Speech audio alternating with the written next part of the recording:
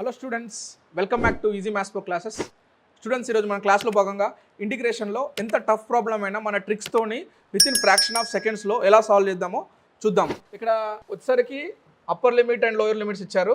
0 to I interval sin AX into cos BX DX ఈ ఫార్మాట్లో ఉన్నప్పుడు మనం ఎప్పుడైనా సరే ఈ variables A minus B difference చేస్తే ఒక ఈవెన్ నెంబర్ వస్తే మనం డైరెక్ట్గా answer I is equal to 0, integration is equal to 0.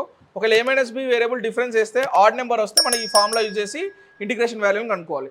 ఇక్కడ మన క్వశ్చన్ చూసేసరికి ఫస్ట్ క్వశ్చన్ వచ్చేసరికి ఇంటిగ్రేషన్ 0 to π సేమ్ ఫార్మాట్లో ఉంది. ఇక్కడ కంపేర్ చేస్తే ఏ వాల్యూ అనేది మనకు 4 ఉంది అండ్ ఇక్కడ కంపేర్ చేస్తే మనకి B వాల్యూ అనేది 10 ఉంది. సో ఈ విధంగా A value 4 and B value 10. So difference చేద్దాం. A మైనస్ B మనకి ఎంత వస్తుంది? A మైనస్ B చేస్తే 4 minus 10 that is called -6. That is nothing but even. ఇక్కడ డిఫరెన్స్ ఈవెన్ వచ్చింది కాబట్టి మనకు I వాల్యూ డైరెక్ట్గా 0 వచ్చేస్తుంది. సో ఇంత ఈజీగా మీరు 1 సెకండ్లో చేయొచ్చు. ఒకవేళ ఇక్కడ చూద్దాము సెకండ్ ప్రాబ్లం. ఇక్కడ 0 to π interval sin 7x and cos 4x dx.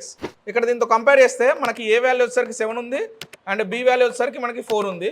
ఇక్కడ A మైనస్ B చేద్దాం. A మైనస్ B చేస్తే మనకి ఎంత వచ్చింది? 7 మైనస్ 4 దట్ ఈస్ 3. 3 ఆడ్ వచ్చింది కదా. 3 ఆడ్ వచ్చింది కాబట్టి I ఫార్ములాలో మనం సబ్స్టిట్యూట్ చేద్దాం. I is equal to 2a/a² minus b². ఇక్కడ A వాల్యూ వచ్చేసరికి 7 ఉంది మనకి. So 2 into 7/a² 7² minus B value వచ్చేసరికి 4². సో దట్ ఇంప్లైస్ 14 ఇక్కడ 49 మైనస్ 16 దట్ ఇంప్లైస్ 14 మనకి 33. సో ఇంత ఈజీగా మనకి I వాల్యూ అనేది మనకి ఈజీగా క్యాలిక్యులేట్ చేయొచ్చు. జస్ట్ ఈవెన్ ఆర్ ఆడ్ అనే కండిషన్ మనం చెక్ చేసేస్తే మన లెంత్ క్యాలిక్యులేషన్ చేయడం అవసరం లేదు. ఒకవేళ మీకు ఈవెన్ ఆడ్ ఈ కాన్సెప్ట్ అండ్ ట్రిక్ అర్థమై ఉంటే మీరు ఈ అబోవ్ క్వశ్చన్స్కి ఆన్సర్ అనేది మనకు కామెంట్ రూపంలో తెలియజేయండి. Okay students, thank you.